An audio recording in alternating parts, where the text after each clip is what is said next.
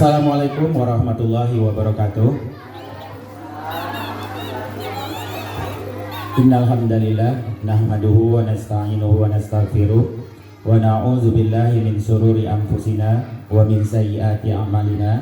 May yahdihillahu fala mudhillalah wa may yudlil fala hadiyalah. Asyhadu an la ilaha illallah wahdahu la syarikalah wa asyhadu anna Muhammadan abduhu wa rasuluh la nabiyya ba'dah. Yang sama-sama kita hormati Ibu Kepala Sekolah SDN 01 Simpang Selatan. Selanjutnya yang saya hormati Bapak Ibu Majelis Guru, karyawan karyawati SDN 01 Simpang Selatan. Pertama sekali mari kita ucapkan puji serta syukur kita kehadirat Allah Subhanahu wa taala, yang mana pada pagi hari ini kita masih diberi kesehatan, masih diberi kekuatan oleh Allah untuk melangkahkan kaki dan melenggangkan tangan dengan tujuan kita, yaitu melaksanakan kegiatan kita atau pekerjaan kita sebagai pendidik di SDN 01 Simpang Selatan ini. Salawat berangkaikan salam tidak bosan-bosannya kita hadiahkan kepada Nabi besar Muhammad SAW, karena dialah Nabi akhir zaman yang membawa obor kebenaran untuk menerangi hati yang gelap. Baiklah Bapak dan Ibu, sebelum saya memulai seminar ini tentang disiplin positif, sebelumnya saya sampaikan bahwa dalam seminar ini adalah kami penugasan dari calon guru penggera Angkatan 11 Kabupaten Pasaman, yang tujuannya untuk menyampaikan bagaimana disiplin positif itu di sekolah. Jadi sebenarnya program guru penggera ini, walaupun kita tidak terlibat di dalam guru penggera itu secara utuh, tetapi kita tetap terlibat di dalamnya. Kalau tidak sebagai anggota, berarti kita sebagai peserta yang akan dijadikan tujuan oleh guru penggera tersebut. Selanjutnya, ini merupakan tugas kami di modul 1.4, yaitu budaya positif. Di budaya positif ini banyak hal-hal yang harus kita budayakan di sekolah kita. Di budaya positif ini nanti perkenalkan dulu, saya CGP Angkatan 11, kemudian PP saya itu Ibu yang di sebelah kiri, Eli Melia SPDGR. Selanjutnya fasilitator saya Ibu Marjeni MPD, itu berasal dari Kabupaten Agam. Selanjutnya topik kita pada hari ini, disiplin positif itu ada beberapa topik. Yang pertama, disiplin positif dan nilai-nilai kebajikan universal. Itu yang pertama. Yang kedua, teori motivasi, hukuman dan penghargaan restitusi. Ketiga, keyakinan kelas. 4, kebutuhan dasar manusia dan dunia berkualitas. Kelima, restitusi. 5, posisi kontrol. Yang keenamnya, restitusi, segitiga restitusi. Nah, dari materi-materi ini kita akan membiasakannya atau melakukannya di sekolah kita, di dalam kelas kita masing-masing.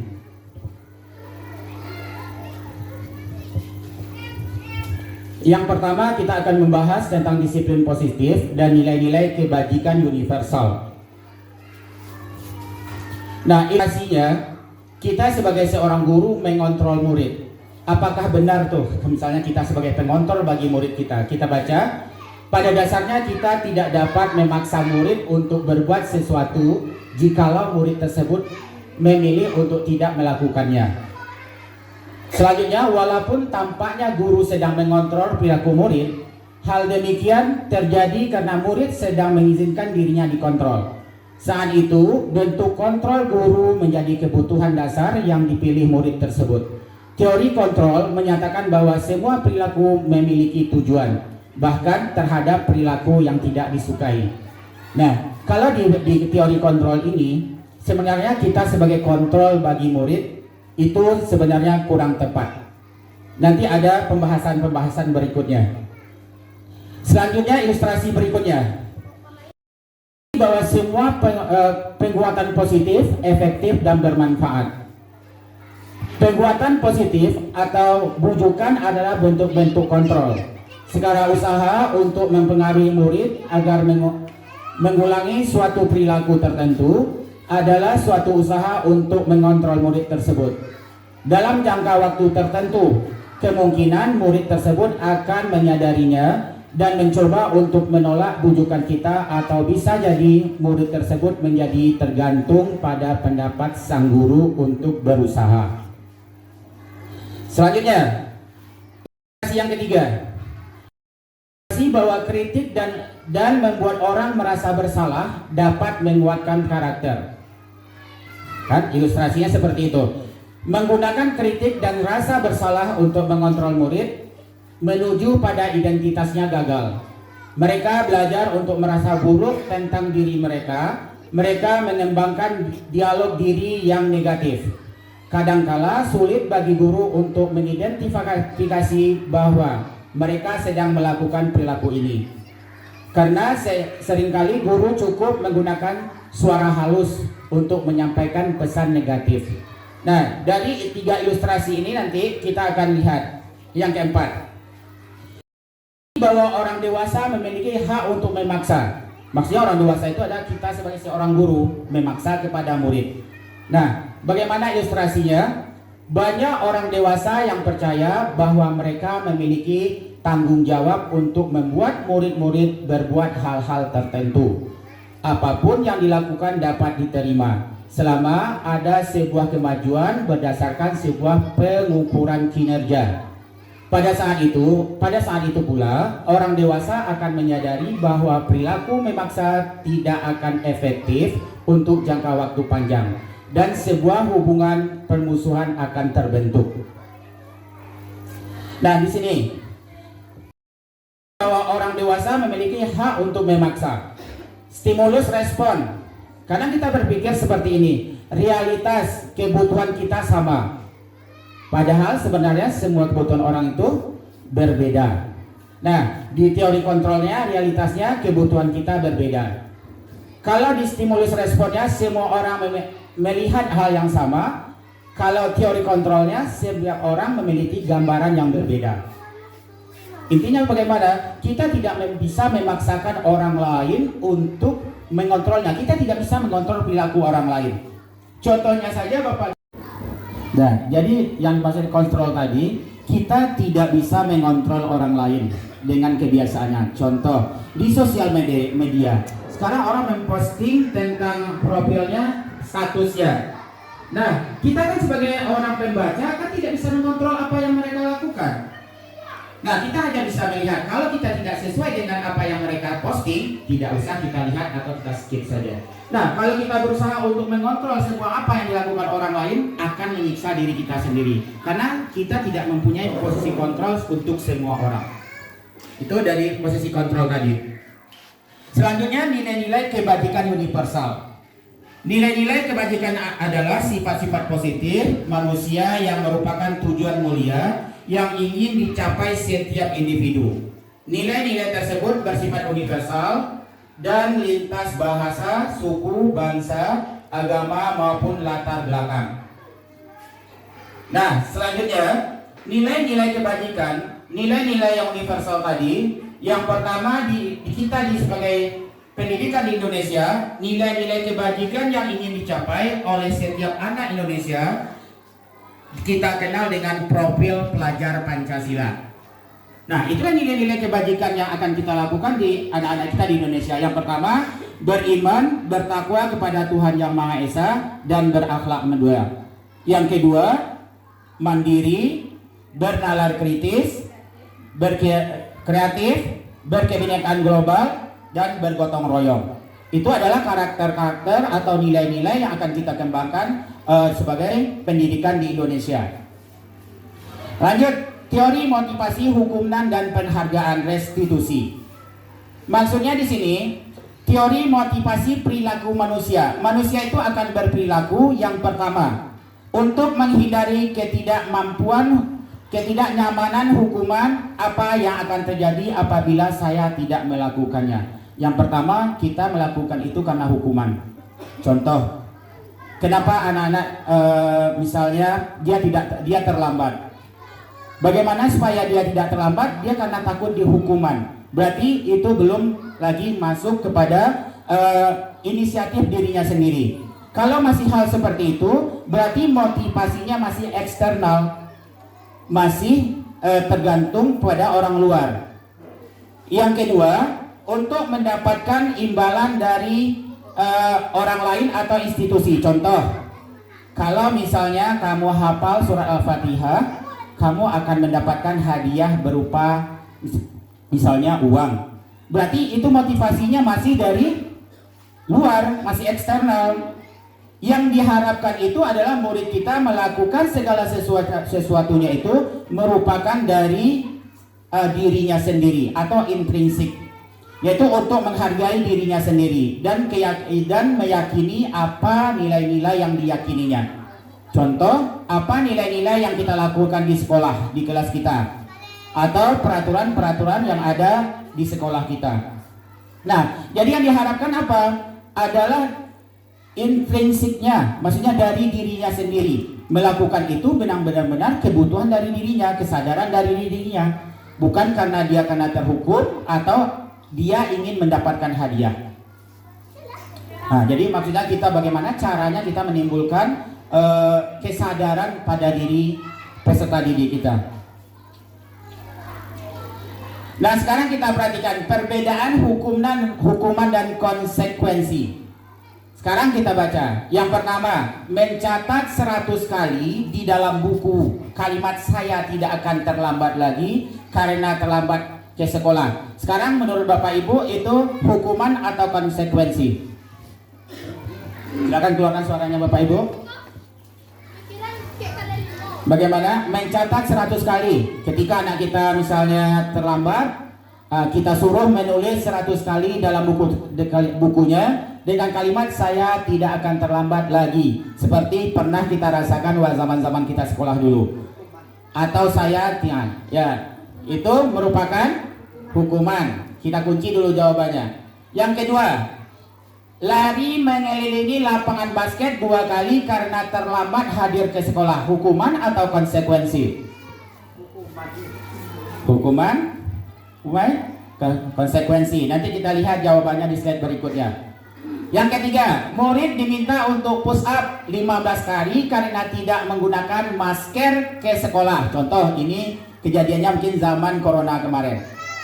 Itu merupakan hukuman atau konsekuensi? Hukuman. Selanjutnya yang keempat, menggantikan kertas tugas teman yang telah dicoret-coret. Misalnya ada lembaran buku, buku temannya dicoret-coret atau dikena air. Sekarang itu disuruh ganti. Itu konsekuensi atau hukuman? Konsekuensi. Kita juga kunci jawabannya. Selanjutnya, membersihkan tumpahan air di meja tulis karena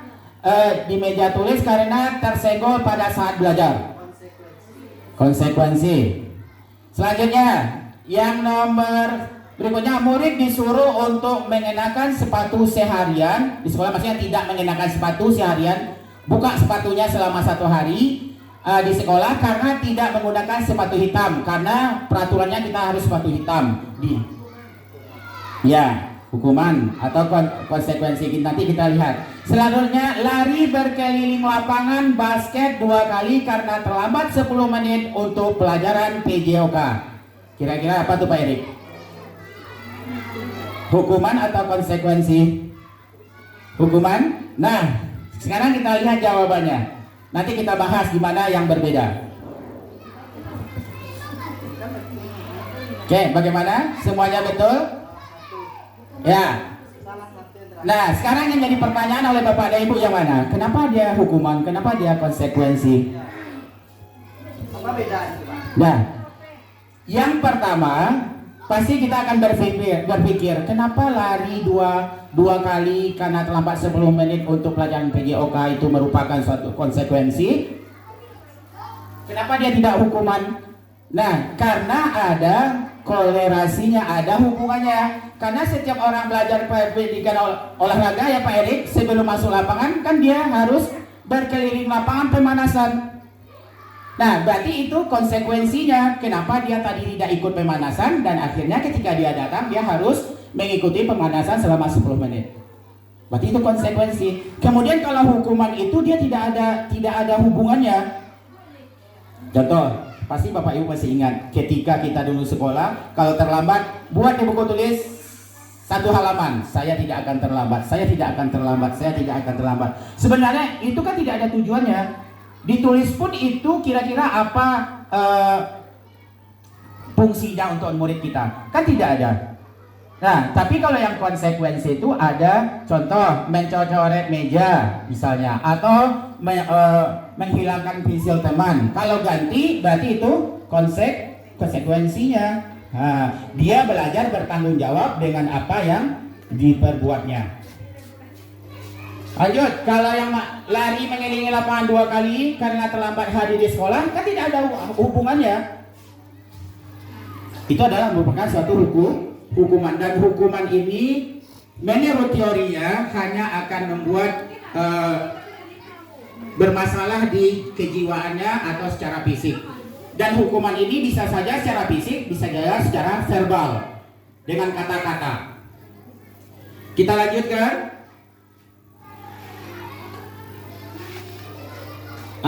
Perbedaan hukuman dan konsekuensi. Kalau dia hukuman, suatu hal yang menyakitkan harus terjadi. Contoh, kalau terlambat anak ke sekolah, wak marah-marah. Berarti apa yang akan terjadi dan akan mengganggu kepada kejiwaannya. Kalau konsekuensinya itu sesuatu yang harus terjadi karena sebab dari perbuatannya tadi. Kalau misalnya dia mencoret buku temannya, disuruh dia ganti, atau merobeknya disuruh ganti, itu adalah konsekuensi.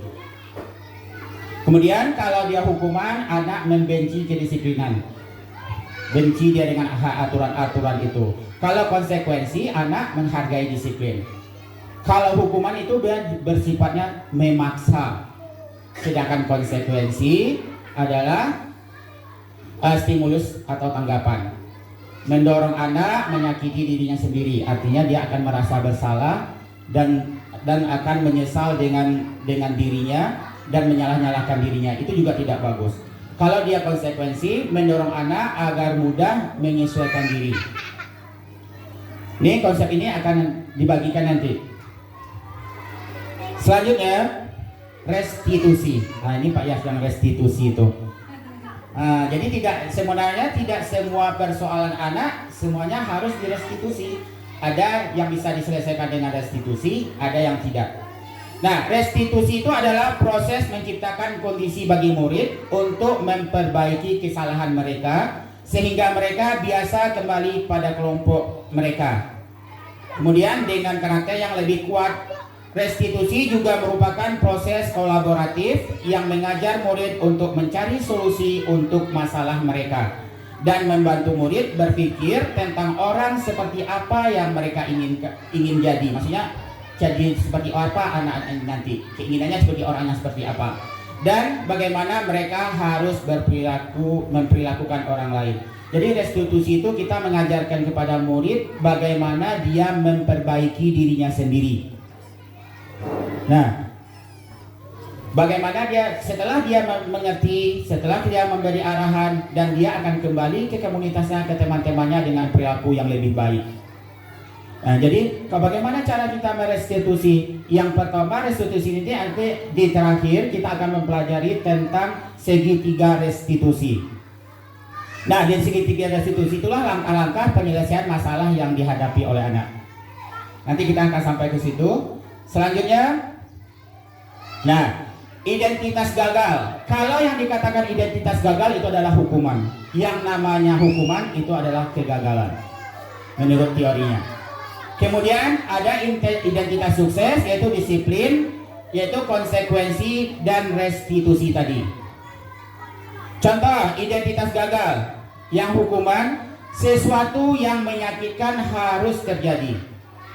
Contoh kita push up, kan menyakitkan bagi murid. Kalau dia konsekuensi, sesuatu yang harus terjadi. Jadi misalnya karena kesalahannya tadi, dia harus memperbaiki atau mengganti apa yang dia lakukan tadi. Kalau restitusi itu merupakan pilihan. Ya, pilihannya bagaimana? Kalau di restitusi, bagaimana nak kalau itu terjadi pada diri Wak? Nah, seperti itu Wak sampai, dan dia akan menyadari dari dirinya sendiri. Selanjutnya, ciri-ciri restitusi.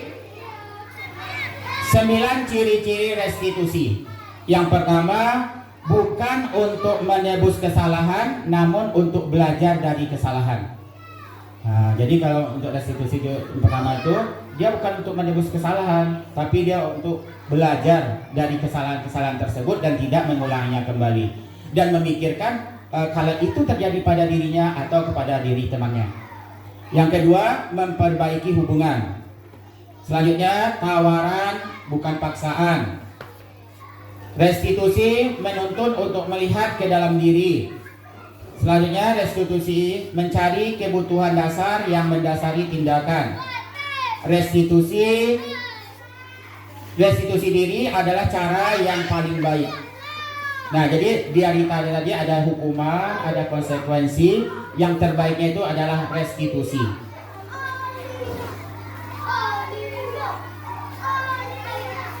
Nah, lanjut kita keyakinan kelas. Di keyakinan kelas ini sepertinya di sekolah kita sudah melaksanakan. Seperti kelas 1 sampai kelas 6 semuanya sudah membuat keyakinan kelas, karena kita sebelumnya sudah mempelajarinya di mana Bu? Baik Bu? Di PMM. Kita sudah mempelajarinya PMM, alhamdulillah semuanya di modul PMM yang tentang keyakinan kelas ini, atau semua kita sudah mendapatkan sertifikatnya. Jadi kita akan mengulang sedikit tentang keyakinan kelas. Keyakinan yaitu nilai-nilai kebajikan universal yang disepakati secara tersirat dan tersurat lepas dari latar belakang suku, negara, bahasa, ataupun agama. Itu yang keyakinan kelas. Nah, ini cara pembentukan keyakinan sekolah atau kelas. Jadi di awal pembelajaran itu kita semuanya sudah membuat keyakinan kelas ini dulu. Jadi setiap kesalahan-kesalahan yang dilakukan oleh anak kita, pelanggaran-pelanggaran tentang keyakinan kelas ini, makanya kita di restitusi itu nanti menanyakan keyakinan kelasnya.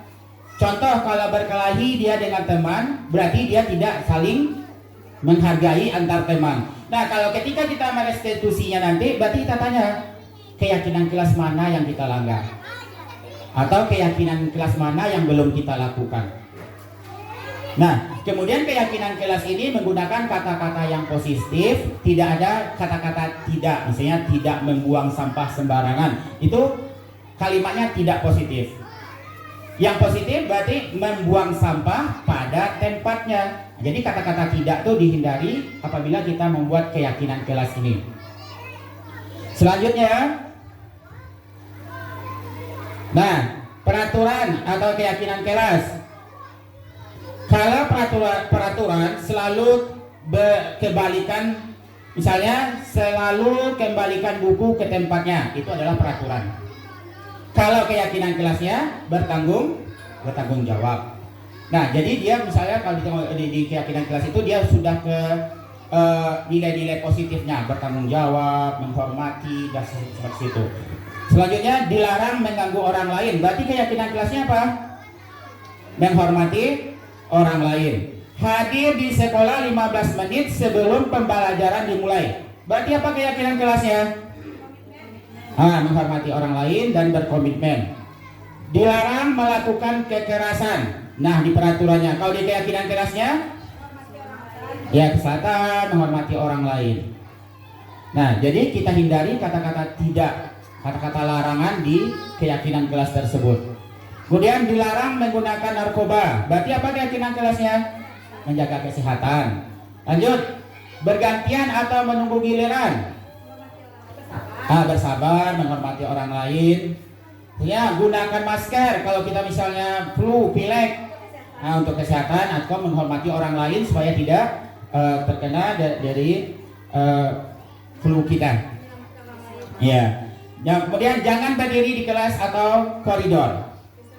Keselamatan atau keamanan. Kenapa? Karena nanti ada orang yang lewat atau ada teman yang berlari, kita akan kena. Itu adalah keyakinan kelas. Kemudian kebutuhan dasar manusia dalam dunia berkualitas, itu kalau murid kita itu berhak dia mendapatkan kasih sayang dan rasa diterima di sekolah. Ini konteksnya di dalam pendidikan.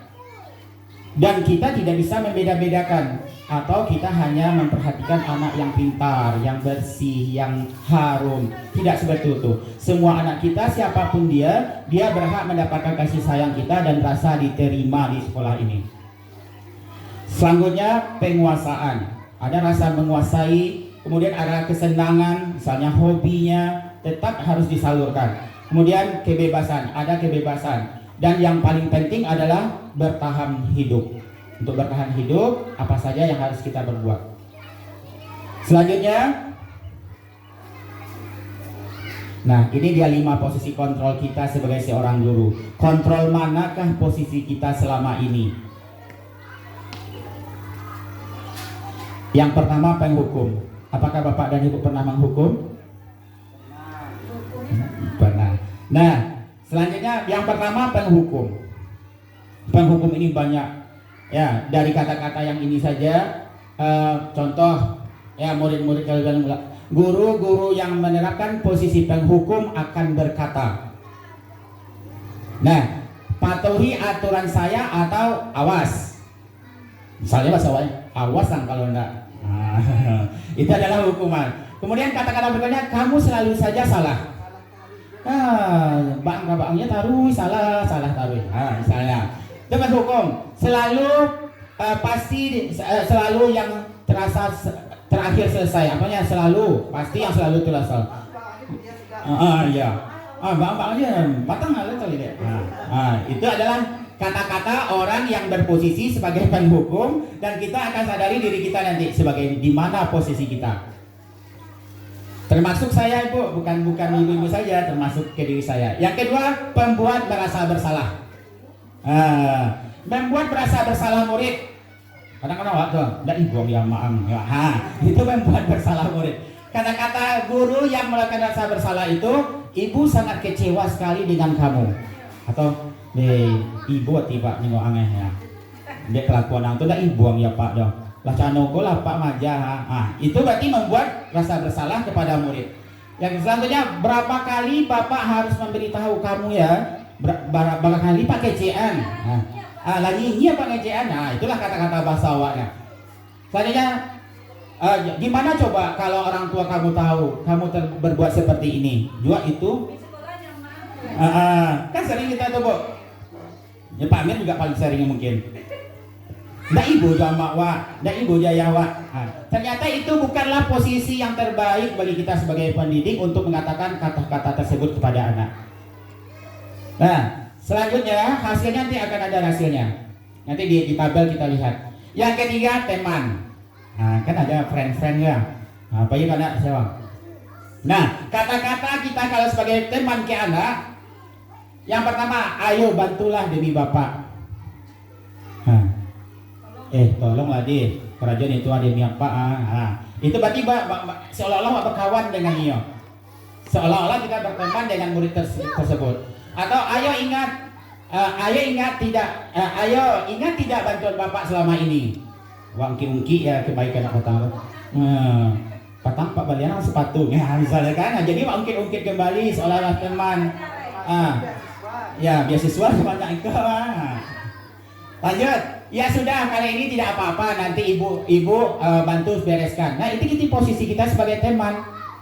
Nah, apa kelemahannya kalau kita memposisikan diri kita sebagai teman? Murid itu hanya akan berbaik kepada diri. Misalnya Pak Amir yang melakukan seperti itu, dia akan melakukan itu apabila Pak Amir yang menyuruh, dan guru lain diabaikannya.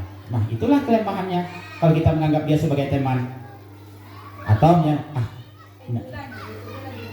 itu nak Buroza nyuruh dan jauh kerajaan lain.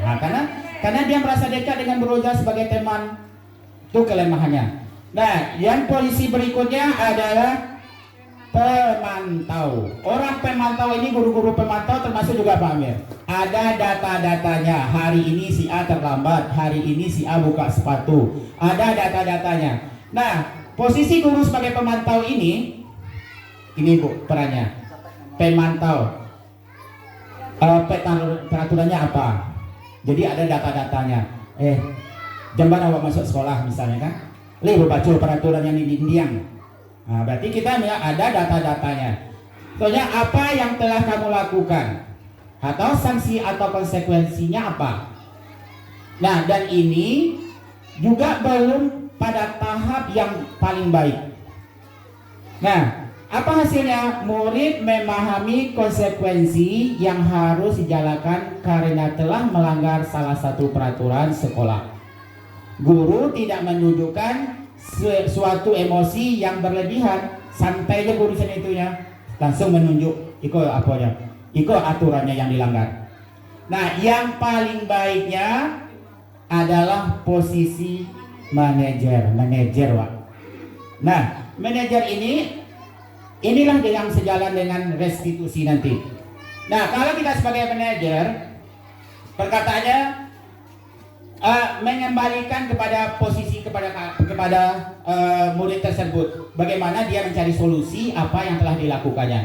Contoh kata-kata guru tersebut, apa yang kita yakini, kembalikan ke keyakinan kelas. Jadi semua perilaku tadi harus kita kembalikan dengan keyakinan kelas kita. Hal-hal positif yang sudah kita buat di awal-awal pembelajaran.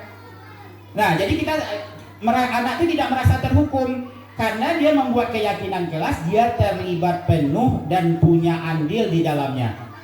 Dan dia akan melakukan hal itu sesuai dengan kerelaan hatinya karena peraturan dibuat bersama dengan guru dan teman-temannya. Selanjutnya, apakah kamu meyakininya? Kembali lagi ke keyakinan kelas tadi. Terus, jika kamu meyakininya, apakah kamu bersedia memperbaikinya? Misalnya, kalau mengganggu teman itu baik atau buruk? Buruk. Berarti kamu belum melaksanakan keyakinan kelas yang mana? Saling menghargai. Nah, seperti itu. Selanjutnya, jika kamu memperbaiki ini, hal ini menunjukkan apa tentang dirimu? Contoh misalnya minta maaf, itu kan sudah menimbulkan kesadaran pada dirinya sendiri. Kalau dia dengan sebagai manajer ini, dia akan menggali potensi anak ini dan menyadarkan anak dari dalam dirinya sendiri, tanpa iming-iming, tanpa ada hadiah, tanpa ada hukuman. Nah, di posisi manajer inilah sebaiknya dan sepaling perfectnya, yang paling bagusnya posisi kita sebagai seorang guru menurut teorinya. Apakah kita bisa melakukan posisi kita sebagai manajer di sekolah? Wallahu alam, tetapi bukan berarti tidak bisa. Bisa dengan cara berangsur-angsur. Nah, sudah mulai tampak, Nah, sekarang kita perhatikan restitusi 5 posisi kontrol. Yang pertama, motivasinya guru berbuat. Ya, kalau di identitas gagalnya, penghukum tadi kan ada 5 tadi. Kalau penghukum itu dengan pembuat orang merasa bersalah, itu adalah perilaku kontrol yang negatif. Berarti itu tidak baik kita lakukan sebagai penghukum atau pembuat orang merasa bersalah. Nah, kemudian identitas berhasil atau sukses, yang merupakan perilaku kontrol positif sebagai tema tadi udah oke, sudah termasuk baik. Kemudian sebagai pemantau juga sudah baik, tapi masih belum di tahap yang sempurna, yang sebenarnya. Nah, bagaimana, di mana posisi kita sebagai seorang guru yang seharusnya, yaitu motivasi intrinsik, motivasi yang berasal pada diri anak itu sendiri. Contohnya, posisi kontrol diri kita sebagai apa di situ, Bapak dan Ibu? Sebagai manajer. Sebagai manajer. Nah, kalau kita sebagai penghukum menghardik, membujuk, kemudian menunjuk-nunjuk, menyakiti atau menyindir, termasuk di dalam tuh. Itu kita penghukum. Walaupun menghukum itu tidak secara fisik, secara verbal juga menghukum. Sering kita lakukan. Sering kita lihat anak kita misalnya tidak rapi pergi sekolah. Kita lihat, aku kan ikut ke sekolah, tidak mandi, tidak itu. Ada sama doh. Itu kata-kata sudah menyakitkan dan itu akan teringat dia untuk selamanya, akan diingat oleh anak itu. Selanjutnya, membuat rasa bersalah. Misalnya berceramah menunjukkan kecewaan mendalam. Berceramah ungkit-ungkit lah masa pribadi anak keluarganya, itu akan menimbulkan rasa bersalah. Selanjutnya sebagai teman membuat alasan-alasan untuk murid-muridnya. Nah, kalau sebagai teman, misalnya demi apa tadi, demi ibu, beko buat apa beko, ke rumah pemain lihat, kan? Jadi posisi temannya di situ. Selanjutnya pemantau, menghitung dan mengukur. Kalau pemantau kok menghitung dan mengukur, dia melalui dari data-data, dari aturan-aturan yang sudah ada. Dan itu, baikkah itu? Sudah baik, sudah termasuk dia di perilaku kontrol positif. Tetapi belum itu tujuan pendidikannya. Yang sebaiknya itu adalah di manajer, kontrol diri.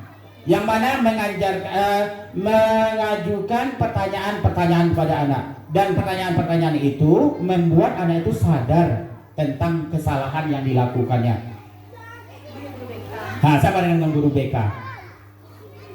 Nah, jadi kita bisa bertanya pada diri kita sekarang, di mana posisi wak yang wak lakukan setiap hari? Apakah sebagai penghukum, atau pembuat orang merasa bersalah, atau kita sudah pernah melakukan sebagai teman dan pemantau ataupun manajer.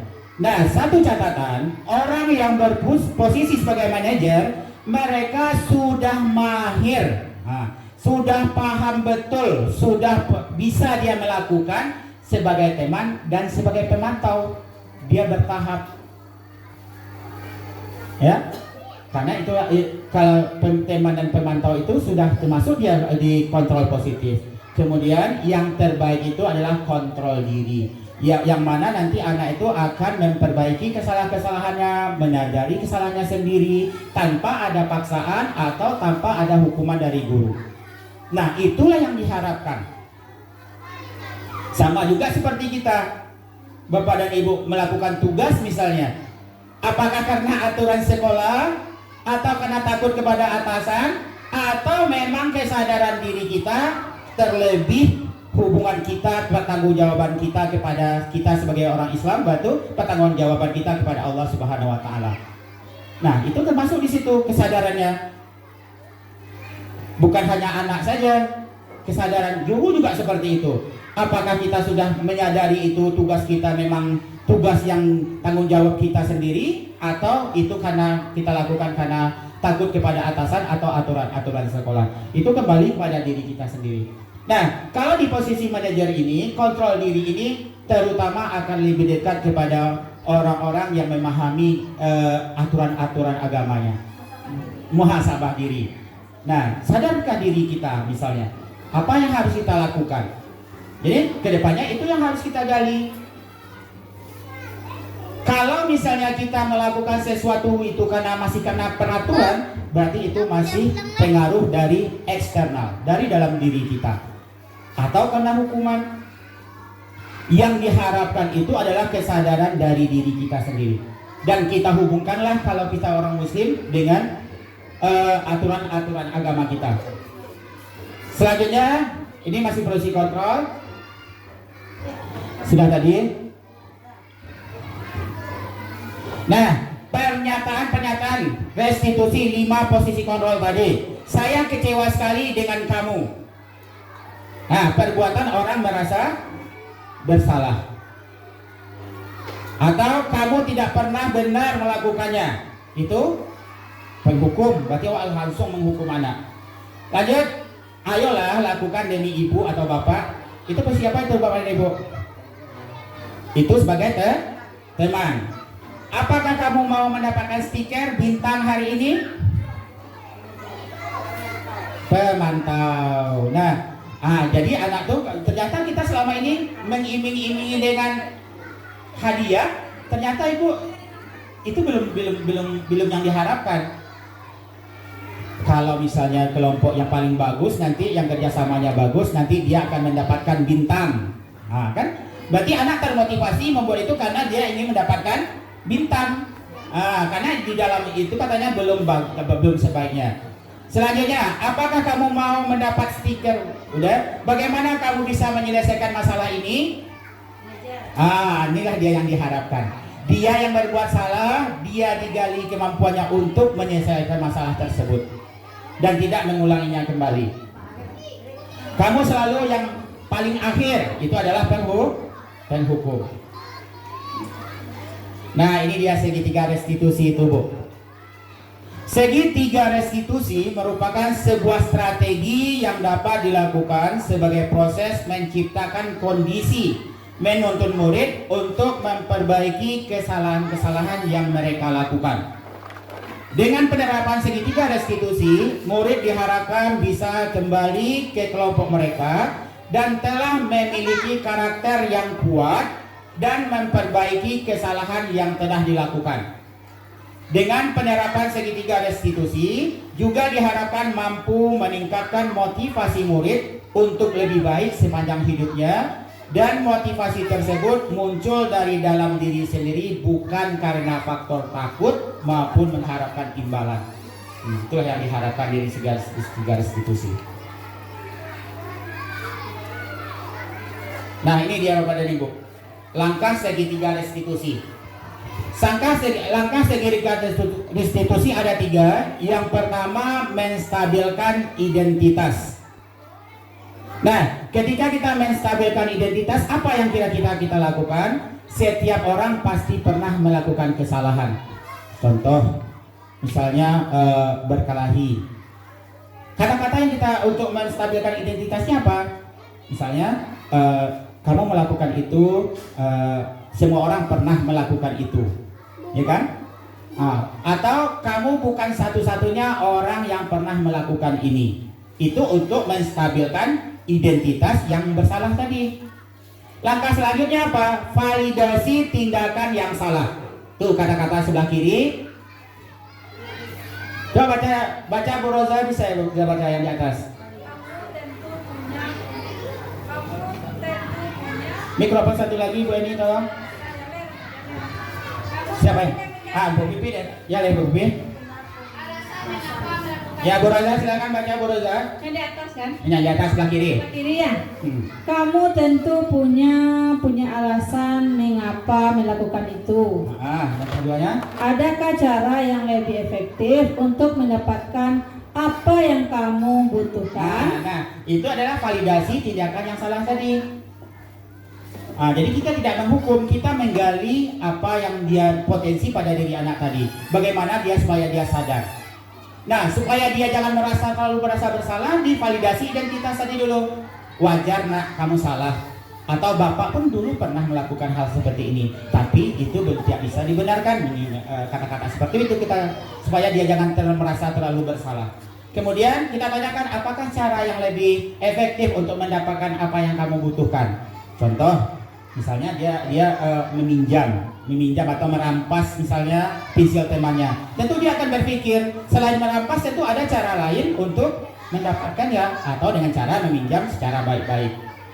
Coba Bu Pipi yang sebelah kanan, Bu Pipi, keyakinan kelas yang sebelah kanan, tolong dibacakan Bu. Keyakinan kelas apa yang telah kita sepakati?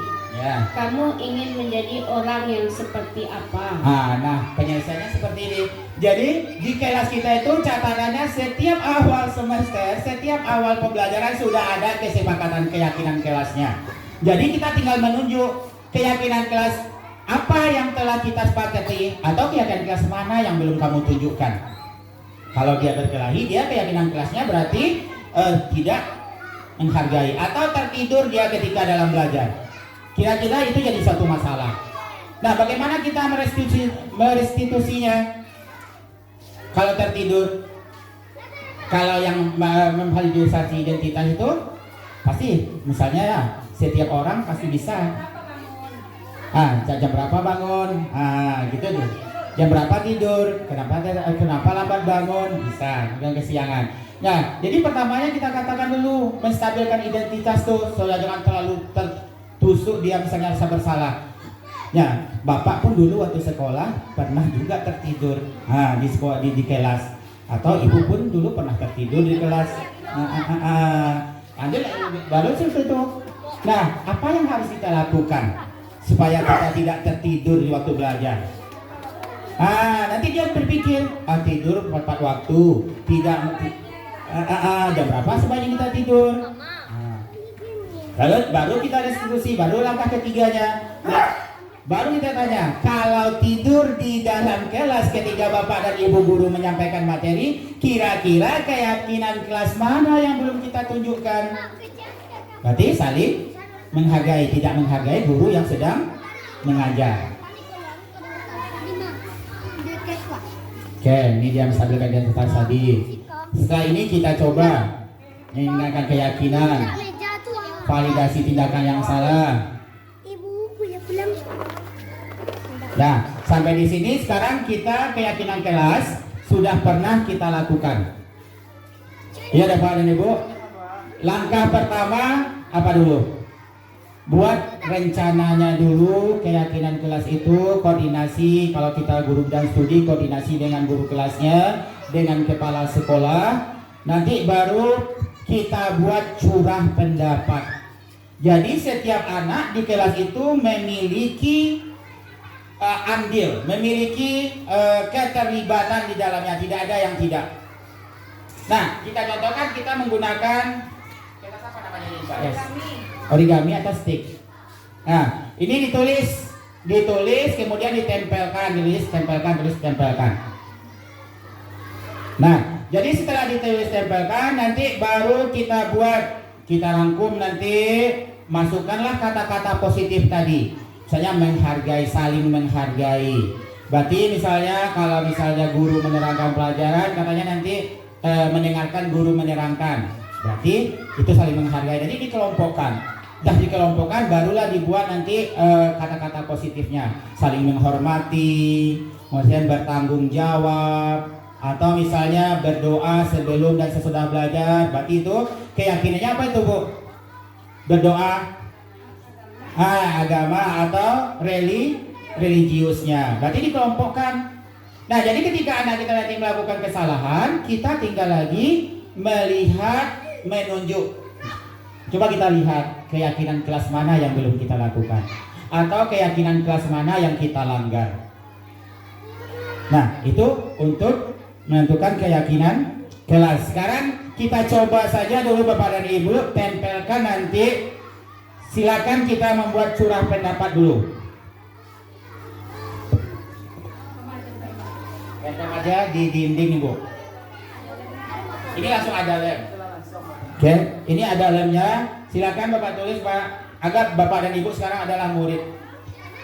Kira curah pendapat untuk membuat keyakinan kelas. Apa aja keyakinan kelas yang akan terbuat? Silakan ditulis di sini. Bagi temannya satu, Bu Roza. Bu Roza. Mak Roza, kasih temannya.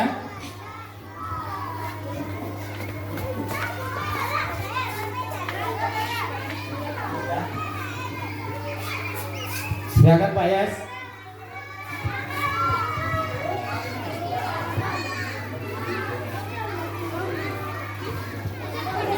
Ya, silakan ditulis kira-kira apa keyakinan kelas yang akan kita buat. Silakan ditulis masing-masing, nanti tempelkan di kertas ini. Sudah Bapak siapkan kertasnya. Sini. Tempelkan di kertas ini. Mana isolasi kemarin? Menghargai orang lain. Nah. Oke, silakan tempel di sini. Saya Pak.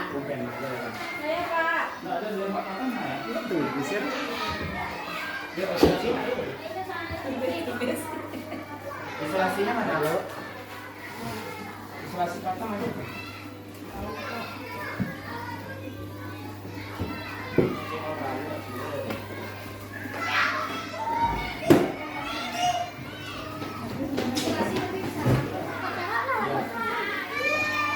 Tempel saja di depan kok. Di depan itu saja kita tempel. Kita matikan ini dulu atau tutup. Silakan ditempel. Kaini Rozani, silakan. Oke, Pak.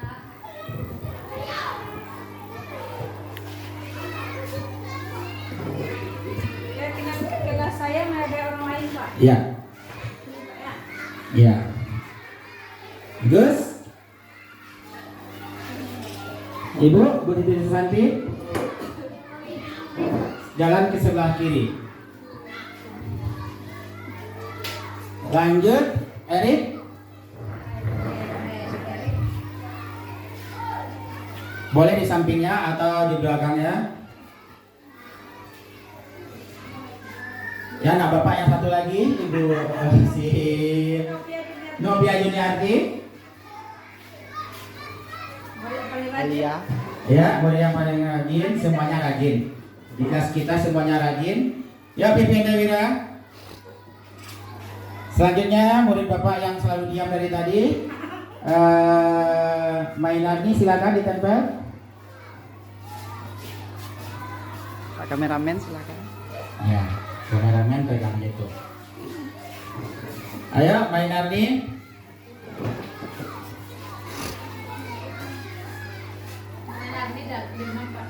Ya.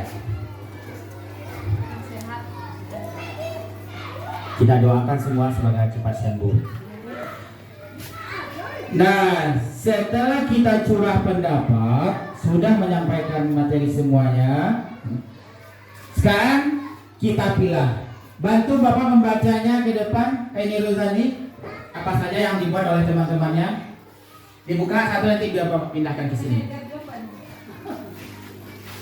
Baiklah Pak.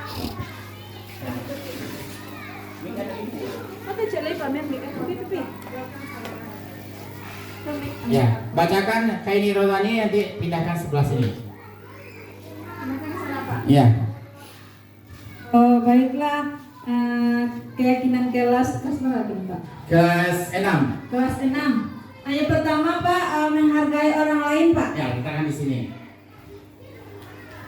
Ini, Pak, ya? Menghargai orang lain berarti untuk saling menghargai. Ya.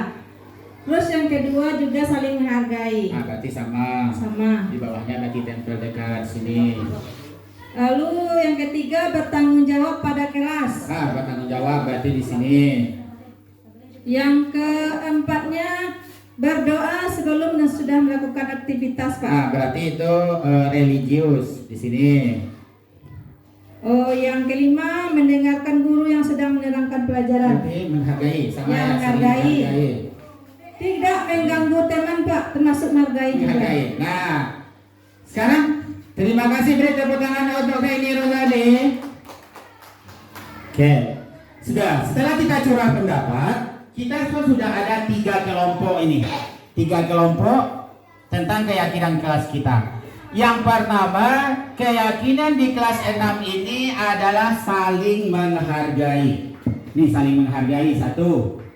Yang kedua tadi ada yang menyampaikan bertanggung jawab terhadap kelas, termasuk itu kebersihannya sudah termasuk di situ. Bagaimana kita menjaga keharmonisan kelas, ketenangan kelas, itu termasuk ke dalam bertanggung jawab pada kelasnya. Dan yang paling terpenting ada sini berdoa sebelum dan sesudah belajar. Artinya kita kalau semua memulai pekerjaan itu kita harus berdoa terlebih dahulu. Terus setelah akhir pelajaran nanti kita berdoa lagi. Dan di kelas kita ini harus ada yang mengingatkannya. Nah, berarti nanti setelah kita buat seperti ini akan diketik ulang dengan rapi, kemudian nanti akan ditandatangani. Ya, akan ditandatangani semuanya, tidak diwakilkan. Nanti akan diketik oleh guru kelasnya, kemudian ditandatangan oleh semua murid.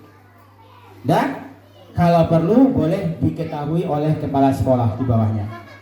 Nah, begitulah kalau kita membuat keyakinan kelas. Jadi nanti restitusi itu dia akan mengacu kepada keyakinan kelas yang sudah kita buat. Nah, ini kan karena murid kita sedikit, tentu curah pendapatnya juga sedikit. Kalau 30 nanti kan muridnya kan akan banyak curah pendapatnya. Beragamlah nanti tentang keyakinan kelas itu. Jadi ketika anak-anak kita misalnya nanti melakukan kesalahan, kita tinggal merestitusi dan menunjuk tentang keyakinan kelas yang sudah kita buat. Ada pertanyaan Bapak Ibu? Silakan Pak Yas, kasih mikrofonnya. Bu Khairil lagi mau bertanya.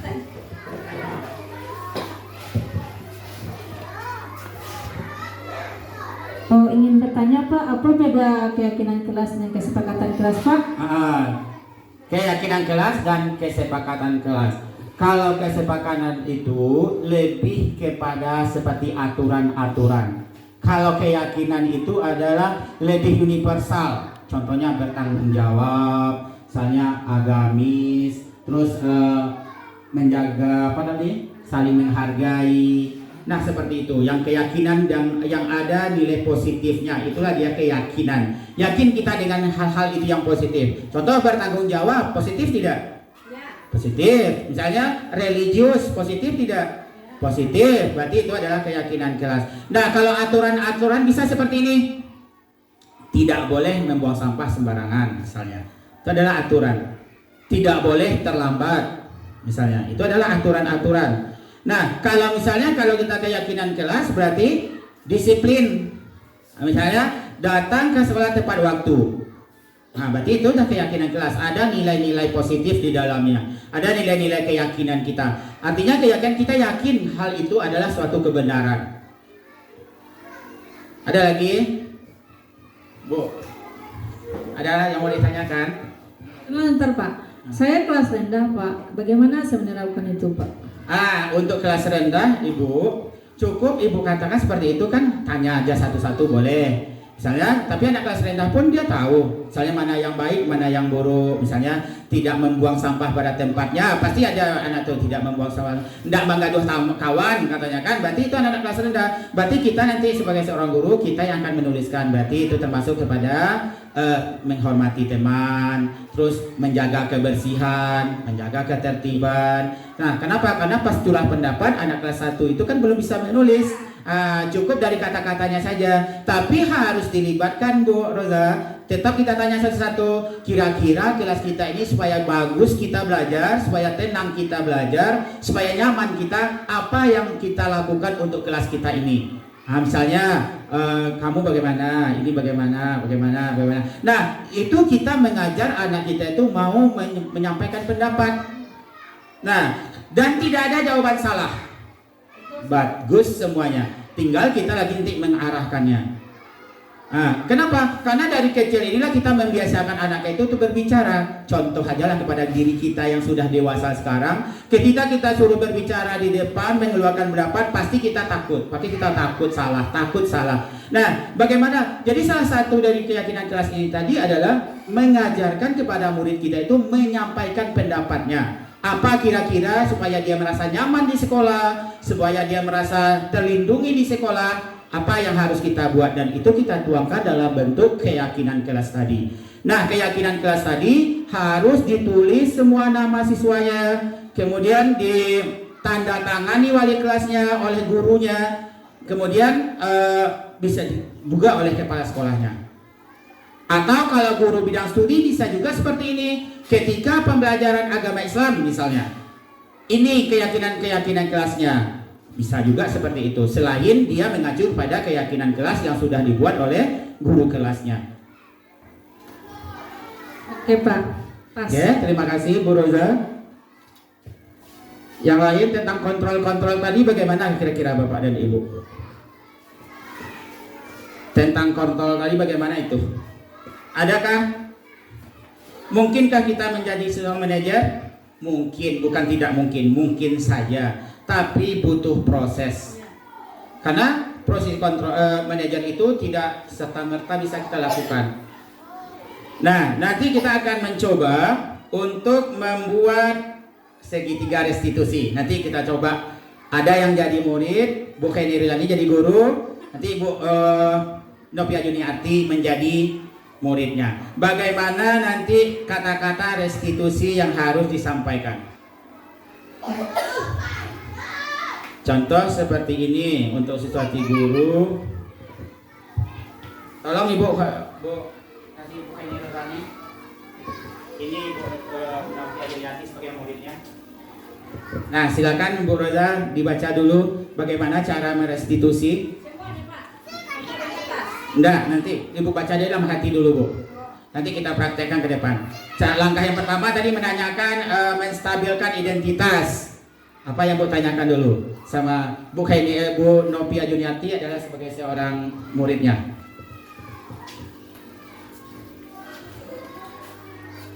Mencoba bagaimana cara merestitusi.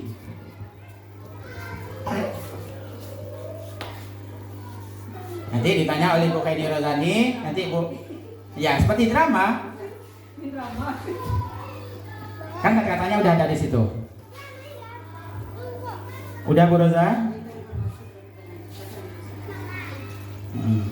Nanti mengacu kepada keyakinan kelas.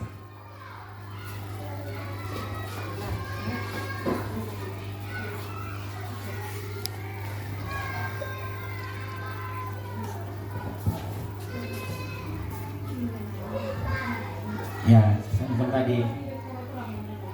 Ya. Oke, kan di sini kan udah ada kata-katanya Bu Roza. Misalnya kayak Ibu Tirta katakan ini. Saya, kalau dia kasusnya tadi apa? Gara-gara apa? Kasusnya dulu. Nah, nanti Novi tinggal jawab. Ya sama tuh, Bu. Ini kan restitusi kasus segitiga restitusi A.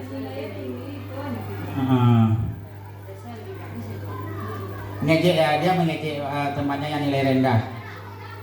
Nah, jadi Bu Roza ini menstabilkan identitas, berarti ini kata-katanya nanti. Untuk memvaliditas tindakan yang salah ini, menyatakan keyakinan ini, boleh pilih salah satunya. Ya, bagaimana bisa Bu?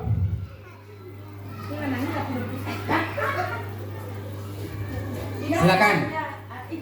Sini Bu Nopi, sini Bu Nopi. Depan. Pakai kursi lah ya, kan nggak mungkin kita menyelesaikan masalah. Sini Bu Guru, Bu Kaini Rozani di situ. Ya. Ya. Sini. Kemari ada Ustazah, kemari ada. Sini. Silakan kita cobakan bagaimana cara merestitusi dengan situasi diejek karena nilainya rendah. Ya Amira. Oke, silakan Bu Roza. Halo Amira, kenapa kamu nangis?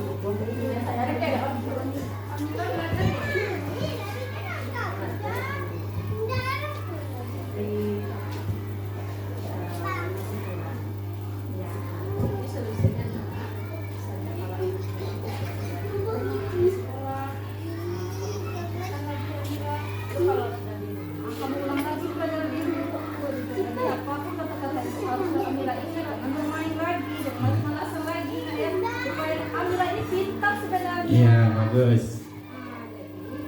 Siapapun bisa Amira kalahkan kalau Amira mau belajar. Amira? Oke. Ya.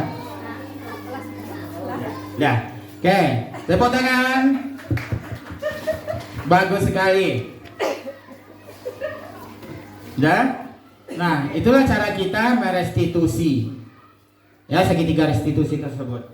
Kemudian waktu sudah menunjukkan jam 10:30, sudah 1 jam. Demikian yang dapat saya sampaikan. Lebih dan kurang mohon maaf, dan saya ulangi kembali, saya bukanlah mengajar, tapi hanya berbagi dengan ilmu yang sudah disampaikan dan sebagai tugas dari calon guru penggerak angkatan 11 Kabupaten Pasaman. Kemudian kalau ada kata-kata yang saya salah, saya akhiri dengan wabillahi taufiq wal hidayah. Assalamualaikum warahmatullahi wabarakatuh. Waalaikumsalam warahmatullahi wabarakatuh.